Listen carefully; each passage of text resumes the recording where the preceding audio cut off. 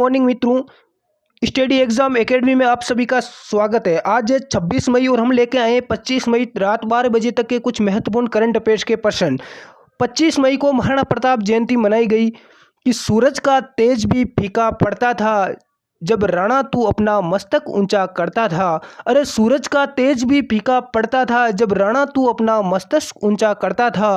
थी राणा तुझमें कोई बात निराली, इसलिए अकबर भी तुझसे डरता था। तो मित्रों, आज 26 मई के कुछ महत्वपूर्ण करंट अफेयर्स के बारे में हम चर्चा करेंगे।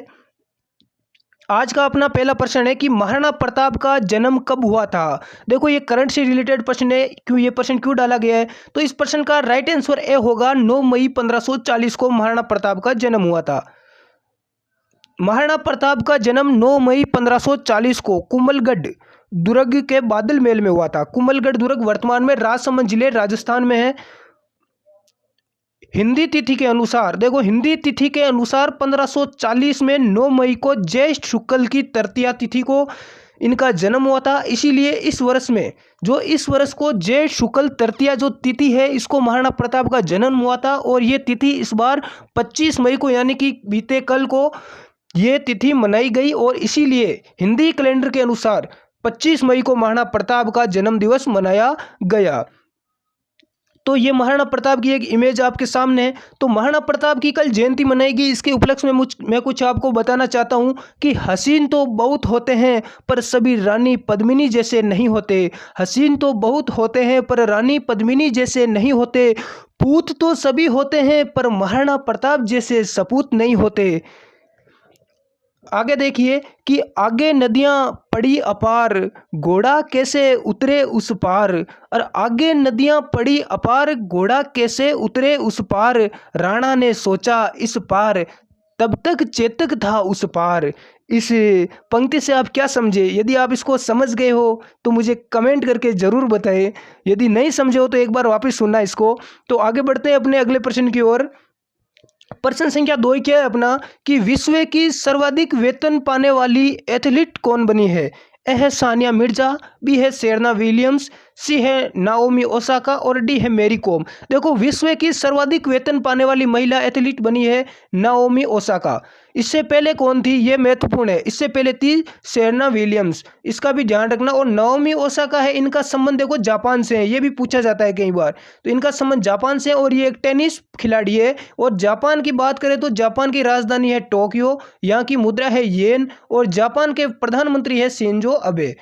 जापान की जो संसद है इसको डाइट कहा जाता है। तो बढ़ते हैं अगले प्रश्न की ओर।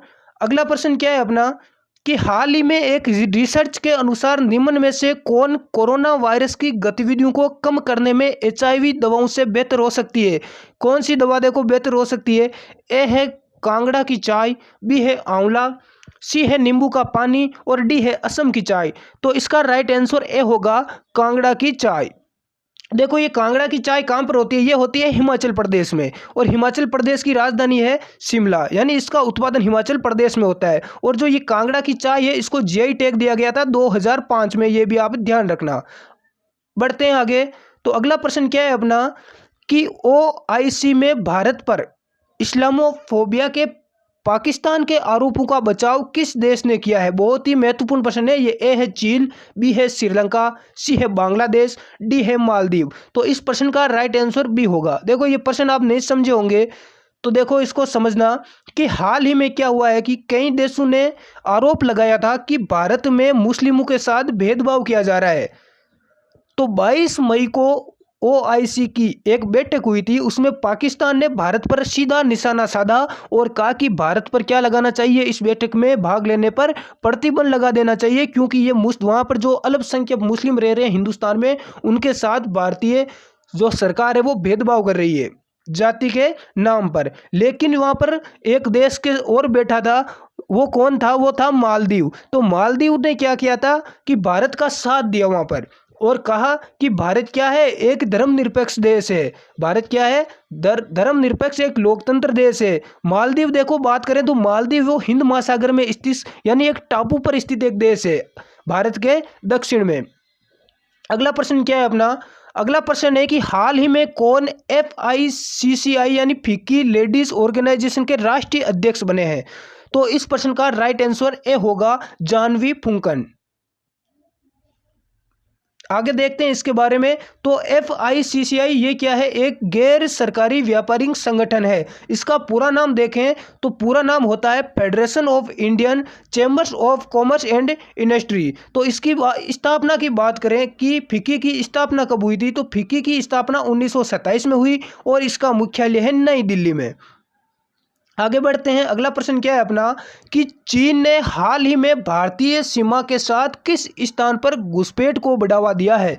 आपको पता होगा कि चीन काफ़ी दिनों से भारतीय सीमा पर घुसपैठ करने की कोशिश कर रहा है। देखो मेन मुद्दे की बात करते हैं यहाँ पर, थोड़ी देखो डिटेल से चर्चा करते हैं कि क्या हुआ था कि 1962 में जो भारत पाकिस्तान का युद्ध हुआ था उसमें चीन ने धोखे से भारत पर आक्रमण कर दिया था अचानक, तो उसमें भारत को हार माननी पड़ी थी। तो उस टाइम चीन ने क्या सोचा था, उसके बाद में अब चीन क्या सोच रहा है कि भारत वही है जो 1962 में था और ये पीछे खिसक जाएगा। और धीरे धीरे 1962 के बाद चीन के सैनिक इधर भारत की सीमा में आते रहे, घुसते रहे, वापस जाते रहे, तो बिल्कुल कोई ज़्यादा ध्यान नहीं दिया गया।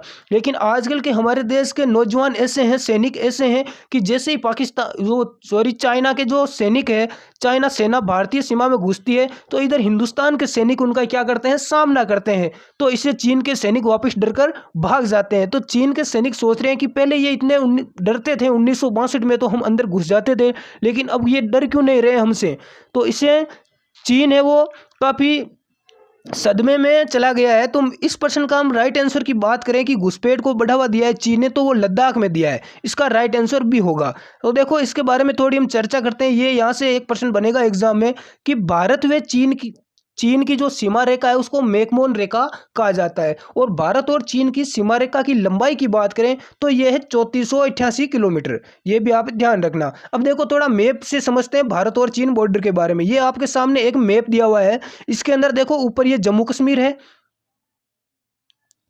यहां पर देखो ये चाइना है, इधर ये कौन सा है, चाइना। तो देखो मैं बॉर्डर की बात करता हूं तो यहाँ चाइना का बॉर्डर ऊपर तो यहाँ जम्मू कश्मीर से लगता है, उसके बाद यहाँ लगता है हिमाचल प्रदेश, फिर यहाँ उत्तराखंड। लेकिन यहाँ पर देखो ये नेपाल आ गया, फिर आगे यहाँ लगता है सिक्किम और अरुणाचल प्रदेश। यानी चीन की जो सीमा है भारत के 5 राज्यों के साथ लगती है। और इससे पहले हमने एक मालदीव की बात की थी, तो ये मालदीव जो देश था वो यहाँ पर स्थित है एक टापू पर। बढ़ते हैं अपने अगले प्रश्न की ओर। प्रश्न संख्या 7 क्या है अपना कि हाल ही में किस देश की विधायिका ने चीन की कंपनियों को स्टॉक एक्सचेंज से हटाने का विधेयक पारित किया है। तो किस देश ने किया है, तो ये अमेरिका ने किया है। आगे देखते हैं इसके तहत क्या होगा कि कंपनी को यह स्पष्ट करना होगा कि उसका स्वामित्व या नियंत्रण किसी विदेशी सरकार के हाथ में नहीं है। बात अमेरिका की आती है तो अमेरिका के राष्ट्रपति सभी को पता है कि डोनाल्ड ट्रंप है, राजधानी वॉशिंगटन DC है। और यहाँ के जो राष्ट्रपति है वो कुछ समय पहले ही हमारे यहाँ इंडिया दौरे पर भी आए थे, पता होगा आपको, अहमदाबाद में आए थे। अगले प्रश्न की बात करते हैं। तो प्रश्न संख्या 8 क्या है कि 26 मई यानी आज 26 मई को राष्ट्रीय सौर डे किस देश में मनाया जाता है या मनाया जाएगा आज, तो ये मनाया जाएगा ऑस्ट्रेलिया के अंदर। राष्ट्रीय सौर डे मनाया जाता है ऑस्ट्रेलिया के अंदर। ऑस्ट्रेलिया की बात करें तो यहाँ की राजधानी है कैनबेरा। प्रश्न संख्या 9 क्या है कि किस राज्य सरकार ने फीवर क्लिनिक को शुरू किया है। ए है राजस्थान, बी है गुजरात, सी है मध्य प्रदेश, डी है अरुणाचल प्रदेश। तो फीवर क्लिनिक को शुरू किया है, ये शुरू किया है मध्य प्रदेश सरकार ने। इसका राइट आंसर क्या सी होगा। देखो बात आती है फीवर क्लिनिक की, तो इसके बारे में जानते हैं कि ये क्या है। इसमें क्या किया जाएगा कि जितने भी लोग हैं वहाँ के, उनको मान लो किसी को जुकाम, बुखार या खांसी वगैरह हो गई है तो उनकी स्वास्थ्य की इसमें जांच की जाएगी। प्रश्न संख्या 10 क्या है कि दुनिया के, ये प्रश्न बहुत ही ज़्यादा महत्वपूर्ण है। यदि आप किसी बड़े एग्जाम की तैयारी कर रहे हैं तो निश्चित तौर से ये आपको प्रश्न देखने को मिलेगा। दुनिया के सबसे बड़े पेड़ किसका है, बरगद का, किस जिले में है या किस स्टेट में है जिसे सुपर साइक्लोन ने नुकसान पहुंचाया है। अभी आपको पता होगा कि जो तूफान आया है अम्फान, सुपर साइक्लोन अम्फान इसका पूरा नाम बोले तो इसने इस पेड़, जो ये बरगद का पेड़ है, इसको नुकसान पहुंचाया है। तो ये पेड़ कहाँ पर है, ए है पटना, बी है भुवनेश्वर, सी है ईटानगर, डी है कोलकाता। तो देखो इस प्रश्न का राइट आंसर डी होगा, कोलकाता में है ये पेड़। देखो ये इस पेड़ के बारे में मैंने प्रश्न क्यों डाला है आप भी सोचो ये इसलिए बहुत ही ज़्यादा महत्वपूर्ण प्रश्न है। देखो कोलकाता ये पश्चिम बंगाल की राजधानी है और जिला बोले तो कोलकाता। तो यहाँ पर ये बरगद का पेड़ है, इसके बारे में थोड़ा देखो हम जानते हैं। जो ये पेड़ है ये दुनिया का सबसे बड़ा पेड़ है, इसको गिनीज वर्ल्ड रिकॉर्ड में भी शामिल किया गया है और ये पेड़ 250 यानी 250 से भी अधिक वर्ष पुराना है। अगला प्रश्न, प्रश्न संख्या 11, हाल ही में किसने आरामदायक फेस मास्क विकसित किया है? तो ये क्या है? CENS ने।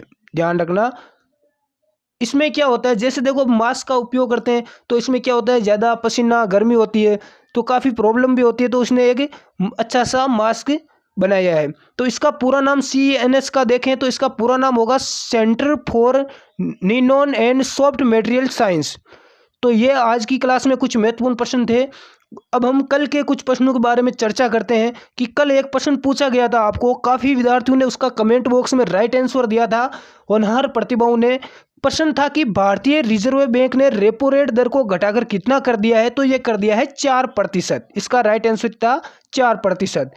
और आज का आपके लिए प्रश्न है, इसका उत्तर हमें कमेंट बॉक्स में जरूर दें। हमारी टीम आपके हर कमेंट को रीड करती है, देखती है कि कौन कौन इतने होनहार विद्यार्थी कैसे तैयारी कर रहे हैं, आपको जो पढ़ाया जा रहा है वो समझ में आ रहा है या नहीं आ रहा। प्रश्न क्या है कि देश का कौन सा राज्य टिड्डियों के हमले से सर्वाधिक प्रभावित हुआ है? तो टिड्डियों का अभी हमला हो रहा है, अभी भी चल रहा है, तो सर्वाधिक प्रभावित कौन सा राज्य हुआ है? ए है गुजरात, बी है राजस्थान, सी है पंजाब, डी है हरियाणा।